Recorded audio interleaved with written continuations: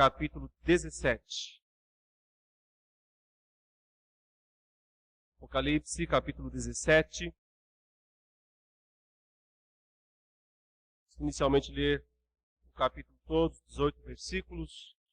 A palavra de Deus diz: Veio um dos 7 anjos que tem as 7 taças, e falou comigo dizendo: Vem, mostrar-te-ei o julgamento da grande meretriz, que se acha assentada sobre muitas águas, com quem se prostituíram os reis da terra, e com o vinho de sua devassidão, foi que se embebedaram os que habitam na terra. Transportou-me o anjo em espírito a um deserto, e vi uma mulher montada numa besta escarlate, besta repleta de nomes de blasfêmia, com 7 cabeças e 10 chifres. Achava-se a mulher vestida de púrpura e de escarlata, adornada de ouro, de pedras preciosas e de pérolas, tendo na mão um cálice de ouro transbordante de abominações, e com as imundícias da sua prostituição. Na sua fronte achava-se escrito um nome, um mistério: Babilônia a Grande, a mãe das meretrizes e das abominações da terra. Então vi a mulher embriagada com o sangue dos santos e com o sangue das testemunhas de Jesus. Quando a vi, admirei-me com grande espanto. O anjo, porém, me disse: Por que te admiraste? Dir-te-ei o mistério da mulher e da besta que tem as 7 cabeças e os 10 chifres e que leva a mulher. A besta que viste era e não é. Está para emergir do abismo e caminha para a destruição. E aqueles que habitam sobre a terra, cujos nomes não foram escritos no livro da vida desde a fundação do mundo, se admirarão, vendo a besta que era e não é, mas aparecerá. Aqui está o sentido que tem sabedoria. As 7 cabeças são 7 montes, nos quais a mulher está assentada. São também 7 reis, dos quais caíram 5. Um existe, e o outro ainda não chegou. E quando chegar, tem de durar pouco. E a besta, que era e não é, também é ele o 8º rei, e procede do 7, e caminha para a destruição. Os 10 chifres que viste são 10 reis, os quais ainda não receberam reino, mas recebem autoridade como reis, com a besta, durante 1 hora. Têm estes um só pensamento, e oferecem à besta o poder e a autoridade que possuem. Pelejarão eles contra o Cordeiro, e o Cordeiro os vencerá, pois é o Senhor dos senhores e o Rei dos reis. Vencerão também os chamados, eleitos e fiéis, que se acham com ele. Falou-me ainda: as águas que viste onde a meretriz está assentada são povos, multidões, nações e línguas. Os 10 chifres que viste e a besta, esses odiarão a meretriz, e a farão devastada e despojada, e lhe comerão as carnes, e a consumirão no fogo, porque em seu coração incutiu Deus, que realizem o seu pensamento, o executem a uma e deem à besta o reino que possuem, até que se cumpram as palavras de Deus. A mulher que viste é a grande cidade que domina sobre os reis da terra. Até aí, meus irmãos, a leitura do capítulo 17 de Apocalipse. Hoje eu tenho a incumbência de explicar aquele que eu considero o mais difícil de todos os capítulos do Apocalipse. Certamente o mais complexo, o mais enigmático de todos os capítulos é este, o 17. Ele é escrito bem ao estilo do livro de Daniel, que faz muitas profecias a respeito do futuro, identificando com reis do passado, reis do presente, reis do futuro, e isso certamente cria uma grande dificuldade na interpretação. Ainda assim, nós vamos tentar entender o significado desta passagem que nos apresenta com todas as cores, e cores mesmo, como vermelho, como a cor do ouro, por exemplo, que são citadas na passagem, nos apresenta com essas cores o terceiro aliado do dragão.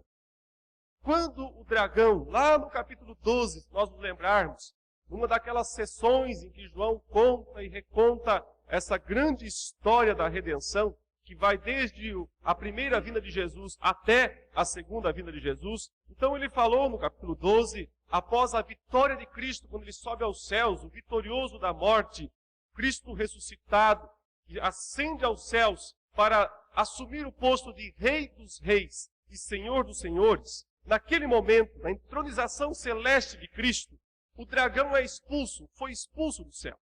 E o texto diz que ele foi lançado para a terra, ele e os seus anjos.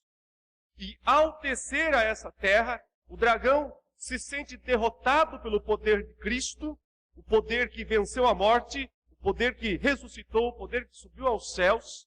Porém, o dragão, então, lançado à terra, começa a chamar aliados. Aliados para enfrentar, para perseguir a igreja.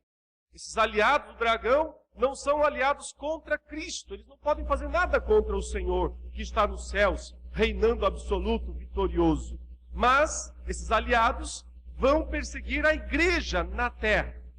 E então o primeiro aliado do dragão foi a besta que subiu do mar.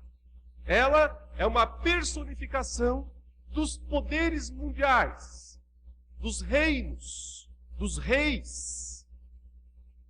E no final, essa besta que surge do mar se encarna num homem, que é o anticristo. Portanto, nós vemos a existência do poder da besta ao longo de toda a história, agindo, perseguindo os crentes, porém, no fim dos tempos, um pouco antes da segunda vinda de Jesus, essa besta se encarna, digamos assim, numa pessoa, num ser humano, num homem, que se apresenta como aquele que quer ocupar o lugar de Cristo, ou aquele que quer combater Cristo. Por isso, a expressão anticristo.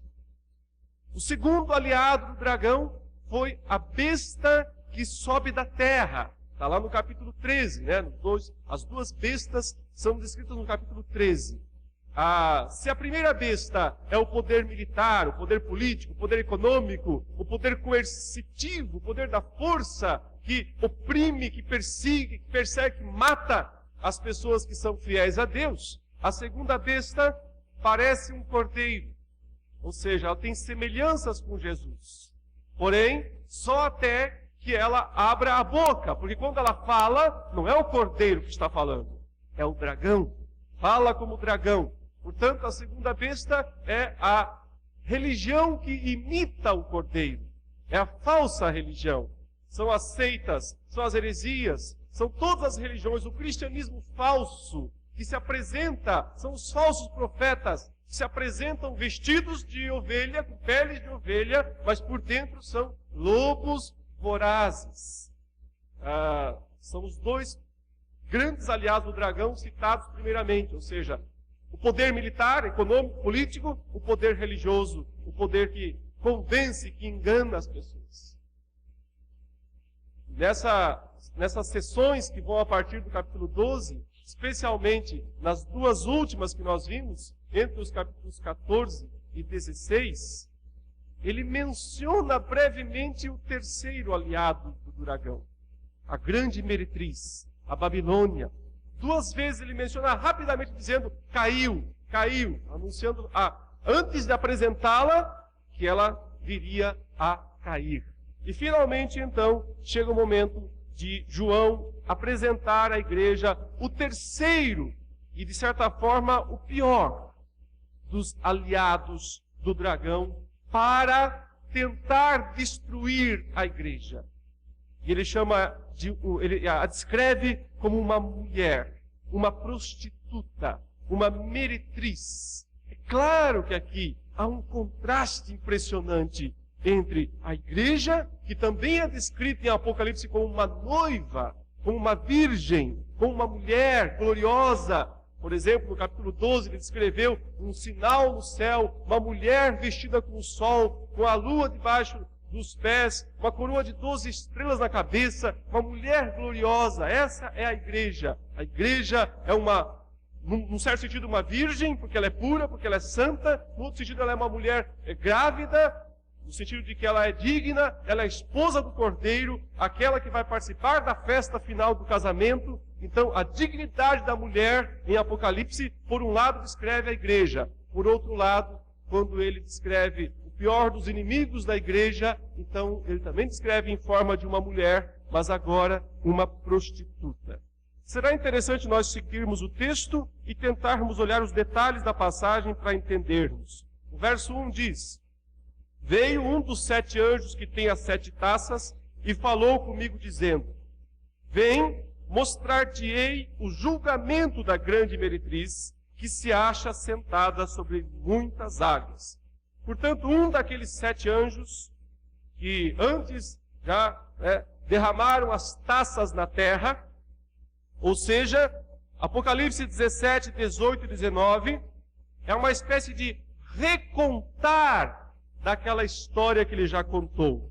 Mas agora, enfatizando um aspecto específico dessa história já contada, que é justamente aquele anúncio feito na 7ª taça, quando ele disse que Babilônia ia beber do cálice da ira de Deus. Portanto, agora, nessa penúltima sessão do livro, estamos na 6ª vez que ele está contando essa mesma história, faltando depois só a última vez nos capítulos 20 a 22.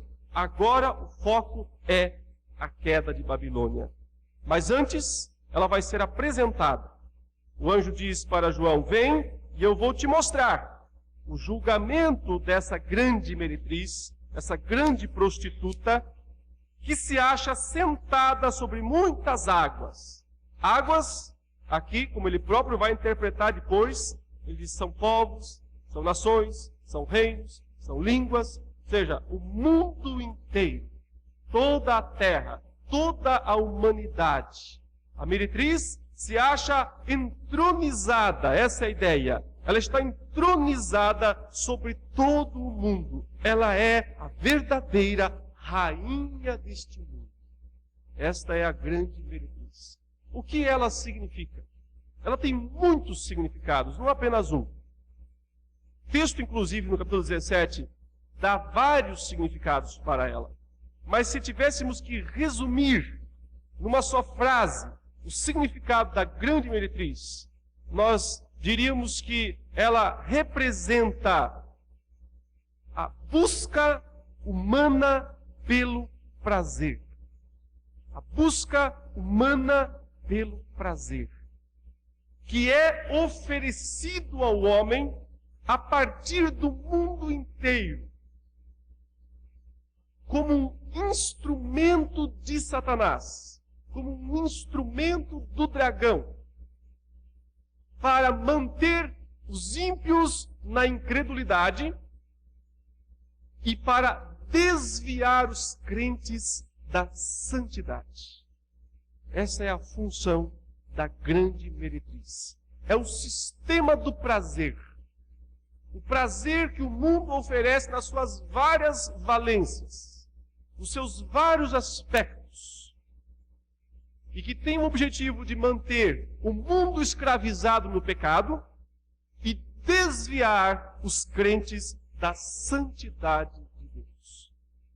Esse é o terceiro aliado do dragão, e aí a gente vê que ele realmente tem uma estrutura completa. O poder político, militar, econômico, a força, primeira besta. O poder religioso, o sedutor, os sinais, os milagres, a mentira, o erro, segunda besta. O prazer, a busca pela satisfação, por satisfazer os instintos, Babilônia. São esses os 3 aliados do dragão. Dificilmente uma pessoa vence os 3. Quem não cai pela primeira besta, às vezes cai pela segunda besta. Quem vence a primeira e a segunda, se deixa vencer pelos prazeres, pela oferta de satisfação pessoal que o mundo oferece. Mas vamos concentrar a atenção na meretriz, na Babilônia. Veja que o texto diz que além de estar assentada sobre muitas águas, que é o mundo inteiro, nações, línguas, tribos, diz no verso 2 que com ela se prostituíram primeiramente os reis da terra. Os reis quer dizer os chefões, os governantes do mundo. Quer dizer, é só isso que eles querem. É só isso que eles buscam. O prazer. Experimentar o prazer deste mundo. Com o vinho de sua devassidão, e aqui está uma expressão que significa literalmente prostituição. A palavra da língua grega para devassidão é porneia. Nós ouvimos isso em expressões como pornografia, por exemplo. Ela significa especialmente prostituição, relação sexual ilícita, adultério, fornicação, homossexualidade, lesbianismo, relação sexual com animais. Pode ser aplicada a todos esses aspectos, a expressão porneia. Então ele diz, o vinho da sua devassidão embriaga os reis da terra. Não só os reis da terra, mas também os que habitam na terra. Foi que se embebedaram os que habitam na terra. Não só os reis, mas todos os habitantes da terra. Portanto, está descrita em primeira mão Babilônia. Quem é ela? Ela é aquela que, através da sua prostituição, que envolve todos esses aspectos listados há pouco, embebeda, embriaga os chefes e os subalternos também. Os reis, mas também todos os habitantes da terra. Em seguida, então, o verso 3 diz, transportou-me o anjo em espírito a um deserto. E aí João vai ver com seus olhos, né? Ainda que seja uma visão espiritual, mas ele vai ver a Babilônia e ele vai ficar espantado com a descrição. É a primeira vez que nós vemos o próprio João dizendo assim que ele se espantou. Ele se espantou uma vez com a descrição de Cristo, quando ele viu Cristo glorioso, lá na ilha de Patmos, caiu a seus pés como morto e ficou admirado, mas agora ele vai ter uma admiração às avessas, do lado contrário, que é justamente de ver o que é esta mulher e como ela é terrível. Diz aí que ele vê então no deserto, ou seja, o ambiente é esse. É um ambiente de secura, de carestia, um ambiente em que tudo é fabricado. Parece glorioso, mas o que no fundo é isso, um deserto. Quem segue isso não pode esperar fontes de água viva, não pode esperar jardins floridos. Essa é a vida do deserto. E ele diz, e vi uma mulher montada numa besta escarlata. Essa é a cena. Ele vê uma mulher, provavelmente quase nua, ainda que ela tem alguns trajes vermelhos sobre si. Ela está montada num animal como se fosse num touro ou num cavalo, mas esse animal é a besta. A primeira besta. A besta que subiu do mar, que tinha, como ele próprio descreve aí, 7 cabeças e 10 chifres. A mulher está vestida de vermelho e a besta também é vermelha. Então a cor, né, das duas, tanto do animal quanto da mulher em cima do animal, destaca-se o vermelho. O vermelho aqui é o vermelho do pecado, é o vermelho da lassidão, não é da lascívia, não é o vermelho do sangue de Jesus, mas o vermelho da falta de vergonha, o vermelho do pecado escancarado. Esta é a ideia. Ele vê, portanto, esse animal terrível que é a primeira besta que subiu do mar, que representa o poder econômico, militar, político, os governos mundiais de uma forma geral. E montada sobre esses governos, sobre esses poderes, está a grande prostituta, a grande meretriz. Ou seja, os dois sistemas, né, andando, funcionando juntinhos. O sistema econômico, militar e o sistema dos prazeres, a busca pelos prazeres, uma coisa dando sustento à outra. Uma coisa oferecendo força à outra. E então, trabalhando em sincronia, a meretriz e a besta realiza a obra do diabo, a obra do dragão. Veja que o texto diz que essa besta, que a mulher está montada nela, é repleta de nomes de blasfêmia, com 7 cabeças e 10 chifres. Daqui a pouco ele vai explicar o que são as 7 cabeças e o que são os 10 chifres. Agora ele volta-se para descrever a mulher montada sobre a besta. Diz verso 4. Achava-se a mulher vestida de púrpura e de escarlata. Aqui, púrpura era uma roupa que os senadores romanos usavam. Uma roupa nobre, de primeira qualidade. Uma roupa caríssima. Mas ao mesmo tempo é uma roupa vermelha. E aqui isso indica o pecado.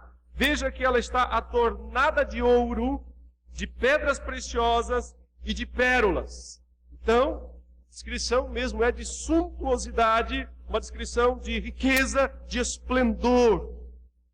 E isso se completa ao ver que ela segura na mão um cálice de ouro. Ela está segurando na mão um cálice, um copo, uma taça. E essa taça, esse copo, esse cálice é de ouro. Completa-se a descrição de esplendor, de grandeza, a oferta, ou seja, o que é que ela está oferecendo ao mundo? Um cálice de ouro. Portanto, algo extremamente desejável, algo extremamente apetitoso, aos olhos humanos, à cobiça humana, aquilo que o homem deseja. Até que se vê o que está dentro do cálice. Até que se percebe, se entende o que está dentro desse cálice de ouro. E aí veja que o texto diz, o cálice de ouro transbordante do quê? De abominações. Um cálice de ouro transbordante de imundícias da sua prostituição. Essa expressão, meus irmãos, imundícia da sua prostituição, é intraduzível. Eu não tenho coragem de dizer o que isso significa. Está cheio do que há de mais puro, do que há de mais repulsivo, de mais impróprio aos olhos de Deus. E isso é erguido como um troféu, erguido numa taça de ouro e oferecido a todas as pessoas. Esta é a grande meretriz. Então, o texto diz no versículo 5 que na fronte da mulher há um nome, uma inscrição misteriosa, essa é a ideia. Achava-se escrito um nome, um mistério. Então, um nome misterioso. Que nome é esse? A nossa Bíblia traz em letras maiúsculas esse nome para destaque. Babilônia a Grande, a mãe das meretrizes e das abominações da terra. Babilônia foi aquela cidade antiga, aquele grande império, que desde os tempos de Nimrod, se lembrarmos, quando os homens tentaram construir uma torre que chegasse aos céus e que alcançasse a glória para seu nome ser notório entre a terra. Muito tempo depois, Babilônia volta a existir agora na figura daquele rei orgulhoso chamado Nabucodonosor. E é esse rei, e é essa Babilônia que vem lá no 5º e 6º século antes de Cristo, cerca Jerusalém, destrói Jerusalém, leva os judeus cativos para Babilônia. E lá nos tempos de Daniel, por exemplo, nós lembramos, os judeus ficam 70 anos cativos em Babilônia. E depois eles retornam para reconstruir a nação de Israel. Portanto, Babilônia sempre foi para Israel o símbolo do que há de pior, do que há de mais terrível, de mais opressor, de mais destruidor. João, através do Espírito Santo, descreve, portanto, essa mulher que não é uma cidade apenas, ela foi Babilônia, ela foi Roma, mas hoje ela é justamente a busca humana pelo prazer a qualquer custo. Prazer que principalmente se expressa nos aspectos sexuais pervertidos, nas bebedeiras, na busca dos vícios, em tudo aquilo que dá prazer ao ser humano. Mas um prazer desvirtuado, abominável, um cálice, uma taça cheia de abominações. E para complicar, para piorar a descrição, e é isso que vai causar o espanto em João, o versículo 6 diz: então vi a mulher embriagada. Ela também está embriagada, mas não é com a taça que ela segura. Essa ela embriaga os homens. Ela própria está embriagada com outra coisa. O texto diz: com o sangue dos santos e com o sangue das testemunhas de Jesus. E aí é que João se espanta. O texto diz: e quando a vi, quer dizer, quando eu vi essa cena, essa mulher em cima daquele animal, montada naquela besta, embriagada, segurando uma taça na mão, cheia de abominação, embriagada com o sangue dos santos, quase tive um ataque, João fala. Eu fiquei admirado, um grande espanto. Por que o grande espanto? Porque João entendeu o que é que a busca pelo prazer, causa com os crentes? Morte, sangue. Qual é o objetivo? Qual é a intenção? O que acontece no fim? Para onde leva esse caminho? Morte, sangue, é destruição. Ele entendeu qual é a sede desta mulher. Esta mulher não quer satisfazer, de fato, aos homens. Ela quer o sangue deles. E ela já está embriagada, porque ela já bebeu muito sangue. Também tem o sentido de que ela, simbolizando aqui a cidade maior daqueles dias, que era Roma, justamente, que é a cidade dos prazeres, que é a cidade, usando um termo moderno, a cidade das baladas, a cidade das festas, a cidade do prazer fácil. Roma é isso. E ao mesmo tempo em que ela oferece prazer, ela persegue os crentes, mata, derrama o sangue dos verdadeiros cristãos. Então João fica admirado, se espanta muito com isso. E o anjo vai explicar. O anjo, porém, diz o versículo 7, me disse: por que te admiraste? Essa expressão, essa pergunta não é você está errado em estar admirado, não é essa a ideia. É uma ideia bem hebraica, no sentido de dizer, calma, não fica muito espantado, porque eu vou te explicar. É isso que ele está falando. Não se espante muito, não, porque eu já vou te explicar o que significa. Então, não te admire demais, porque eu já vou te dizer. Dir-te-ei o mistério da mulher e da besta. Vou explicar as duas coisas agora para você. Tanto quem é essa mulher, quanto quem é essa besta na qual ela está montada. Essa besta que tem as 7 cabeças e os 10 chifres e que carrega a mulher. E aí ele começa a explicar primeiro quem é a besta. E agora nós teremos a melhor explicação até aqui de quem é a besta que sobe do mar, o primeiro aliado do dragão. Ele descreve da seguinte maneira: a besta que viste era e não é mais, essa é a ideia. Era e não é. Está para emergir do abismo e caminha para a destruição. Então, ele marca aqui 4 estágios, 4 etapas da história da besta. Era, nesse exato instante não é, vai aparecer e será destruído. Difícil de entender, não é? Temos que lembrar que lá no capítulo 13, quando ele descreveu a primeira besta, disse que uma das suas cabeças foi ferida de morte. E que essa cabeça ferida de morte, um tempo depois, ressuscita, volta à vida, uma das suas cabeças. E então, com isso, ela conquista do mundo a admiração. Quando o Senhor Jesus ressuscitou, e subiu aos céus, e pegou o livro da mão direita de Deus. Naquele instante, céus e terra se prostraram perante ele. Todo o céu se prostra diante dele. Porque naquele momento ele foi coroado Rei dos Reis e Senhor dos Senhores. Aquele momento em que ele disse: toda a autoridade me foi dada nos céus e na terra. Foi nesse instante que toda a autoridade foi dada a Jesus no céu e na terra.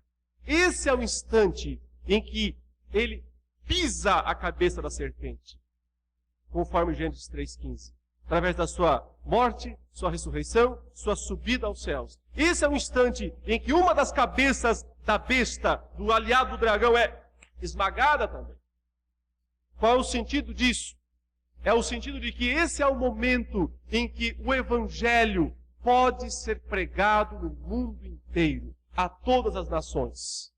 Porque o poder maior da besta, o poder maior do dragão foi esmagado.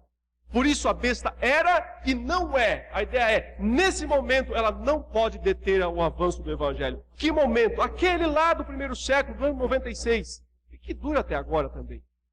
Esse é o momento em que o Evangelho não pode ser detido. Ele tem que ser pregado em todo o mundo. Toda a autoridade me foi dada nos céus e na terra. Ide, portanto, fazer discípulos de todas as nações, batizando em nome do Pai, do Filho e do Espírito Santo. E eu estou com vocês até o fim, até a consumação. Então, qual é o sentido dessa besta ter uma de suas cabeças esmagada? O sentido do dragão ter sido deposto dos céus? O sentido de que ela era e não é, mas está para voltar? Essa é a ideia.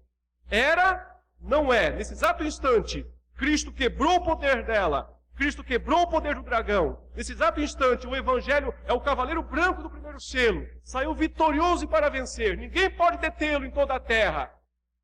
Mas daqui a pouco, a cabeça ferida da besta ressurge. Daqui a pouco, a besta sobe do abismo, onde o dragão está, na verdade, no abismo. E então, ela se personifica num homem, o anticristo. Nesse período, daí para frente, as nações são enganadas mais uma vez. Daí para frente, não haverá mais legitimidade para pregar o Evangelho em toda a terra. Mas ao mesmo tempo o texto já diz, o fim dela é a destruição. Porque Cristo voltará depois, logo em seguida, e destruirá. Por isso são os 4 momentos da besta. Era, ou seja, ela agiu, ela dominou o mundo inteiro, ela impediu o Evangelho de ser pregado em todas as nações. Nesse entanto, ela não é, porque sua cabeça foi esmagada, porque o dragão foi expulso do céu, porque o Evangelho é vitorioso em toda a terra, mas ela vai voltar, ela vai subir do abismo, porque o dragão será solto da sua prisão, porque o anticristo vai aparecer, mas ela vai durar pouco tempo, porque o fim dela é a destruição. Esses são os 4 estágios da besta que viste, era e não é, está para emergir do abismo e caminha para a destruição. E aqueles que habitam sobre a terra, o texto continua, cujos nomes não foram escritos no livro da vida do Cordeiro, ou no livro da vida desde a fundação do mundo, se admirarão vendo a besta que era, que nesse instante sua cabeça está esmagada, não é, mas daqui a pouco ela volta do abismo, aparecerá. Então, quando ela aparecer outra vez, o mundo inteiro a segue. As nações são enganadas, e ela vai atrás, ou ela vai enganar totalmente o mundo. O versículo 9 é bem ao estilo lá do capítulo 13, quando ele disse sobre a marca da besta. Ele usa uma expressão parecida. Aqui está o sentido que tem sabedoria. Lá ele disse, quem tem inteligência calcule o número da besta. Agora é o mesmo enigma para entendermos mais uma vez. Que Apocalipse reconta, mesma história. Então ele explica agora o sentido primeiro das 7 cabeças. Ele diz, as 7 cabeças da besta são 7 montes, nos quais a mulher está sentada. Há 2 significados possíveis para 7 montes. No Antigo Testamento, monte muitas vezes representa nações, impérios, poderes humanos. Então, 7 montes, se 7 é o número da perfeição, portanto, seria o poder completo deste mundo. Que nos dias de João, provavelmente, tivesse uma aplicação específica, localizada, na cidade de Roma, uma vez que Roma é conhecida em muitos textos literários antigos como a cidade das 7 colinas. Ela é chamada por esse título em várias obras literárias não bíblicas, extra-bíblicas da antiguidade. A cidade das 7 colinas. E aqui o texto diz que a mulher está assentada sobre esses 7 montes também. Portanto, é a ideia mesmo de Roma, a cidade de Roma, como aquela que, por um lado, é o poder militar, opressivo, econômico, e, por outro lado, é aquela que oferece ao mundo, ao homem, os prazeres fáceis, mas caros. Caros no sentido tanto financeiro, quanto no sentido de que o preço desses prazeres é altíssimo, é sangue. Quando ele vai descrever com mais detalhes a queda de Babilônia no capítulo 18, nós veremos em breve, ele descreve as mercadorias finas de Babilônia. As coisas que o ser humano deseja, as coisas refinadas da vida. E é justamente esse o sentido da grande meretriz. Porque o ser humano é apaixonado por coisas exóticas, prazerosas, refinadas. E Roma era o centro, a capital do mundo. Se existe um lugar onde há coisas chiques, legais, desejáveis, caras, esse lugar é Roma. Mas não podemos restringir apenas a Roma, porque essa Roma não existe mais. A cidade de Roma existe até hoje, mas não aquela Roma da antiguidade. Mas esses 7 montes, essas 7 colinas, estão em cada uma das cidades do mundo, onde sempre há ofertas para as pessoas, onde as pessoas sempre são apresentadas às coisas ilícitas, porém prazerosas, em qualquer lugar do mundo. Mais detalhes, ele diz ainda, são também 7 reis. Então veja como o Apocalipse é simbólico, é um livro simbólico. Uma mesma coisa pode ter 2 interpretações. Quer dizer, num sentido, as 7 cabeças são 7 montes. No outro sentido, são 7 reis. E aí vem a parte mais difícil. Dos quais ele diz, caíram 5. Um existe. E o outro ainda não chegou. E quando chegar, tem de durar pouco. 5 caíram, um está agora, outro vem e dura pouco, e depois vem um 8º. E esse 8º é que é a besta encarnada. Esse 8º é que é o anticristo. Muitas interpretações são feitas a respeito disso. Observe que diz que a besta, que era e não é, também é ele o 8º rei. Procede do 7 e caminha para a destruição. Eu não tenho tempo de explicar todas as possibilidades, todas as teorias sobre esta passagem. Eu vou apenas expor aquela que eu acredito que seja a mais plausível, que seja a mais provável. Uma vez que lá no capítulo 13, João identificou essa besta com aqueles 4 animais de Daniel, que lá representavam 4 impérios mundiais. Eu entendo, portanto, que João não está falando de reis aqui como homens, mas como impérios.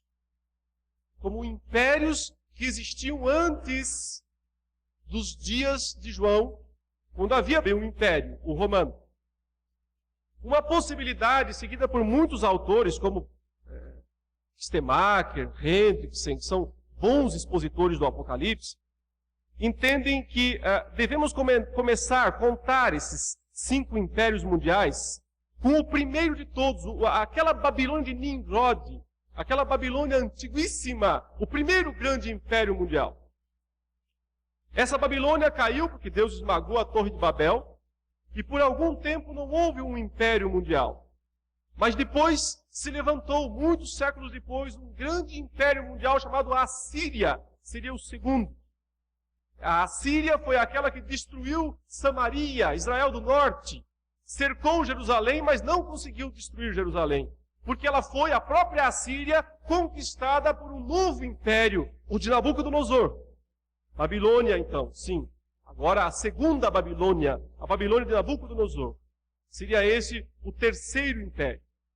O quarto rei, ou o quarto império, seria então o império que sucedeu Babilônia, que foi o império Medo-Persa, dividido entre os medos e os persas.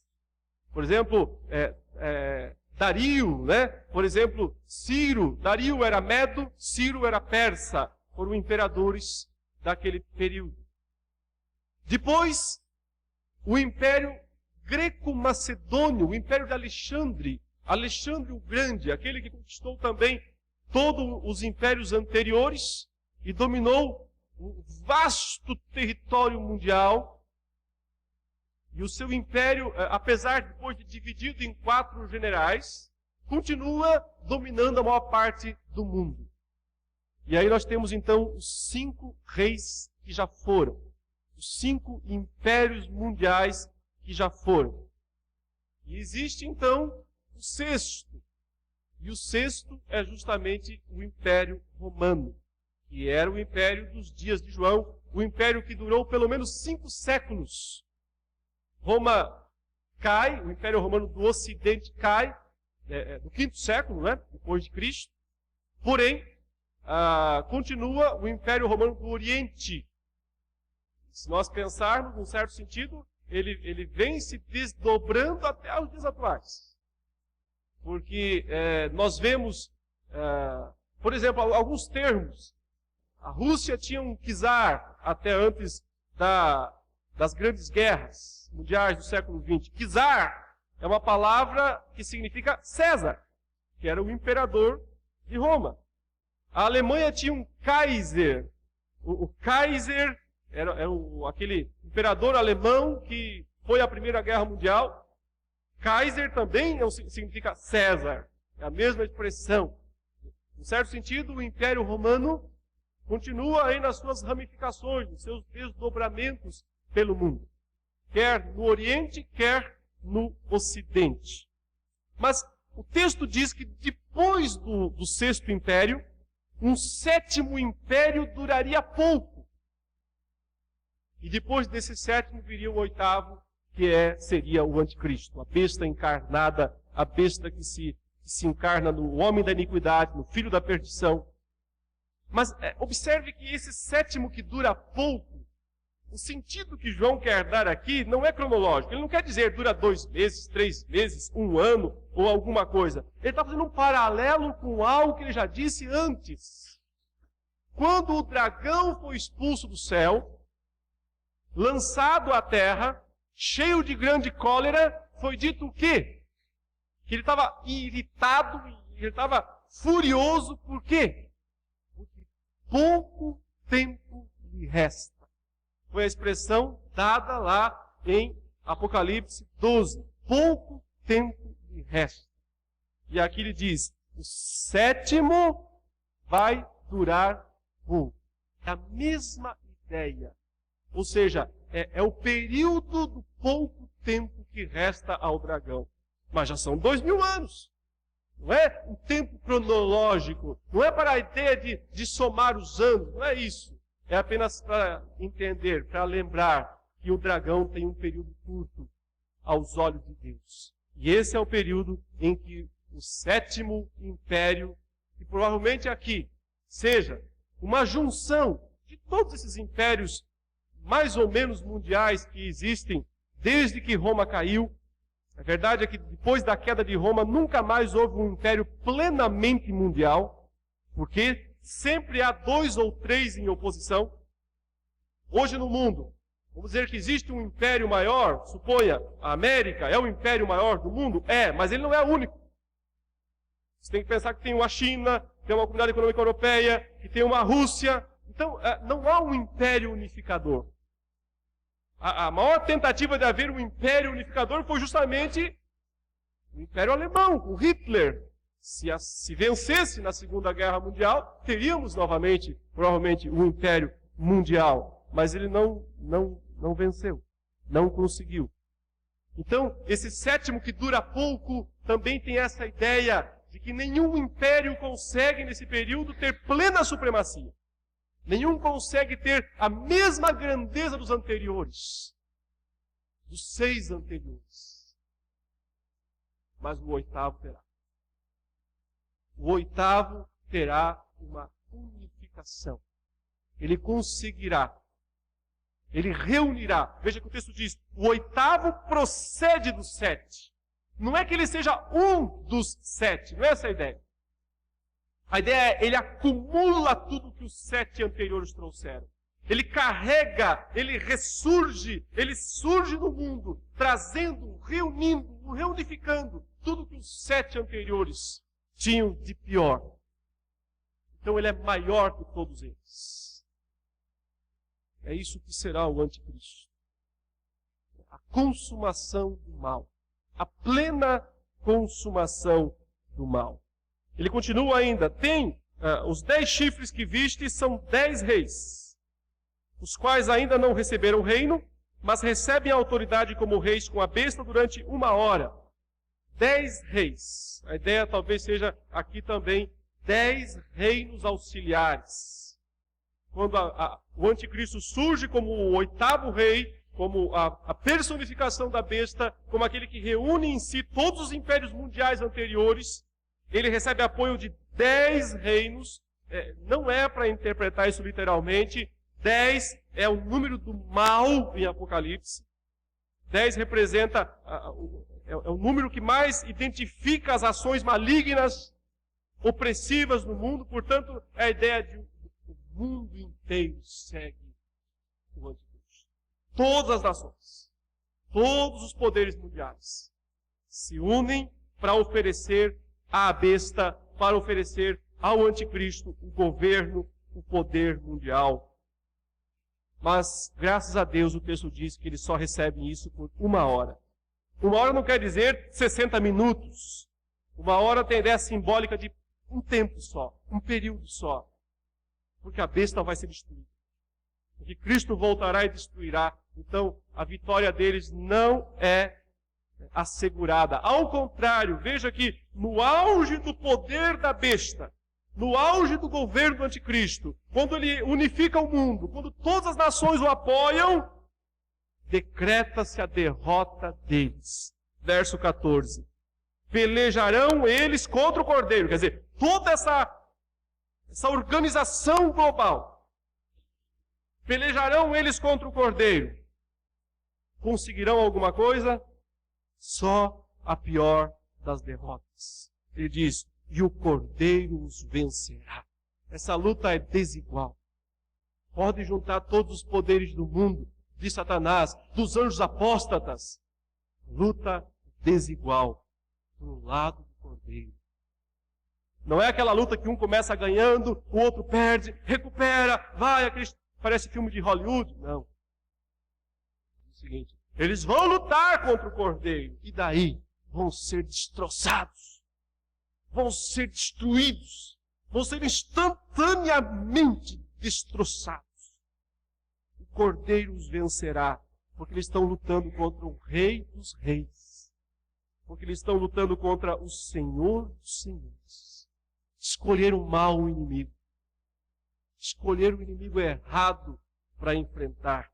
Escolheram o Rei dos Reis, o Senhor dos Senhores. Só lhes resta serem derrotados. E a segunda parte do texto, do versículo 14, é para todos nós, porque ele diz, vencerão também os chamados. Chamados são aqueles convocados para o Evangelho. Os chamados, convocados para o Evangelho.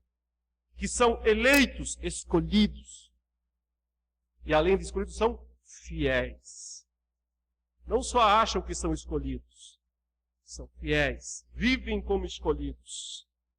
esses vencerão, porque estão com o Cordeiro. Aqueles que se acham com ele, aqueles que estão com o Cordeiro. Então, após decretar, antecipar a vitória do Cordeiro e de sua igreja, dos eleitos, dos fiéis, ele dá as últimas explicações a João. Ele diz: falou-me ainda, as águas que viste, onde a meretriz está assentada, são povos, multidões, nações e línguas. Já antecipamos isso. Os 10 chifres que viste e a besta, ou seja, o anticristo e os reinos que lhe darão suporte. E aí vem a parte mais curiosa do texto. Diz: esses odiarão a meretriz. Como assim? Eles não são aliados? Eles estão no mesmo time? A besta não está, a meretriz não está montada na besta? Eles não estão juntos? Como é que agora eles odeiam ela? Isso é misterioso. É uma coisa muito misteriosa aqui, e nos aponta em várias direções. Primeiro, que realmente não existe aliados entre os malignos. No fundo, é cada um por si. No fundo, não existe verdadeira fraternidade entre maus. Eles podem ser colegas, eles podem se unir temporariamente, mas o que eles querem mesmo é um devorar o outro. Não existe verdadeira aliança entre as forças das trevas. Esse é um sentido aqui que a passagem nos permite entender. O outro sentido, talvez seja a ideia, o ódio que surge no coração dos reis da terra para com a meretriz, porque talvez seja aquele momento final em que eles caem em si, em que eles percebem: olha, nós investimos toda a nossa vida nisso, nos prazeres, nos feitos, nas realizações. Nós achávamos que tudo o que restava da vida, que o que havia de melhor era isso. Está vendo? Isso foi a nossa causa da queda, da ruína, da destruição. Então eles criam um ódio por aquilo. Tarde demais. Tarde demais. Não haverá qualquer tipo de chance para eles depois disso. Tarde demais. Deviam ter saído dela enquanto havia tempo, né? O capítulo 8 vai falar para a igreja: sai dela, povo meu. Abandone Babilônia enquanto é tempo. Depois não adianta odiar Babilônia, se ficou dentro dela. E quando ela for destruída, será destruído junto. Aí não adianta odiá-la. É tarde demais. Ainda uma nota final aqui é interessante demais, porque o verso 17 reforça a soberania de Deus, que diz: porque em seu coração, no coração desses reis do mundo, Deus incutiu que realizem o seu pensamento, o executem unidos, uma falsa união, e deem à besta o reino que possuem, até que se cumpram as palavras de Deus. Isso é extraordinário. Nada está fora de controle. Todo esse caos no mundo, toda essa efervescência dos poderes satânicos agindo em conluio, brigando entre si, devorando o mundo, tudo isso acontece porque Deus decretou, porque Deus disse: vocês aí perversos, façam isso. É aquilo que Lutero estranhamente dizia, mas com sentido verdadeiro. Ele dizia: o diabo é o diabo de Deus. É aquele que no fim das contas faz o que Deus quer. Embora ele na sua maldade, embora ele na sua arrogância pense que está fazendo apenas a sua maldade, você está fazendo o que você quer, mas em última instância você também faz o que eu, para o controle de todas as coisas. Porque Deus não pode perder as rédeas do mundo. Deus não pode perder o governo sobre a terra. Ele diz para que no final se cumpra a palavra. As palavras de Deus. Verso 18. A mulher que viste é a grande cidade que domina sobre os reis da terra. Em outras palavras, João, para vocês, ela é Roma. Agora você sabe quem são seus inimigos. E, na verdade, Roma, como capital do mundo naqueles dias, reunia os três inimigos, os três aliados do dragão. A primeira besta, o poder militar, econômico, político. A segunda besta, a falsa religião, né, a sedução da falsa religião. E Babilônia, a oferta de prazeres, a oferta, né, das festas e de tudo aquilo que apetece e agrada ao ser humano. Tudo isso estava ali em Roma. Tudo isso está aqui em São Paulo. Tudo isso está em qualquer das cidades deste mundo, onde os crentes precisam viver e testemunhar verdadeiramente o Cristo que conhece. E onde não é fácil fazer isso, por todas as pressões que estão sobre nós. Mas tenhamos alento por causa do versículo 14. Tenhamos alento por causa desse versículo, porque ele garante a nossa vitória. Cristo é o Rei dos Reis, é o Senhor dos Senhores. Se estivermos com Ele, o texto diz, venceremos. Que Deus nos abençoe, irmãos, em nome de Jesus. Amém. Vamos orar e já nos prepararmos para a ceia do Senhor. Santo e eterno Deus de amor e de misericórdia, confessamos diante de Ti e reconhecemos agora os nossos pecados. Sim, ó Deus, somos Teus filhos, mas tantas vezes também somos fascinados por Babilônia. Tantas vezes também olhamos para este mundo com seus prazeres e oferta fácil de prazeres. E tantas vezes pensamos que estamos perdendo alguma coisa por estarmos contigo, por abrirmos mão das coisas impróprias. Mas agora, lendo a Tua palavra, percebemos que não perdemos nada. Pois que isso se é um cálice de ouro, mas o que está dentro dele são só abominações. Permita, Senhor, que possamos agora beber o verdadeiro cálice. Não o das imundícias, mas aquele que tem o sangue precioso de Jesus Cristo. Simbolizado nesse fruto da videira, que mostra o sangue derramado pelos nossos pecados. Possamos comer também do pão, que simboliza o corpo de Cristo. E por causa dos nossos pecados foi crucificado. E agora pode nos dar o verdadeiro alimento que sacia a nossa alma. O que nada mais neste mundo consegue fazer. Alimenta o Teu povo nesta manhã, fortalecendo-o em santidade, crescendo em graça e em conhecimento de Deus. Santifique os elementos, o pão e o vinho, ó Deus, consagre-os para o Teu uso e para a bênção do Teu povo nesta hora, perdoando todos os nossos pecados. Em nome de Jesus. Amém.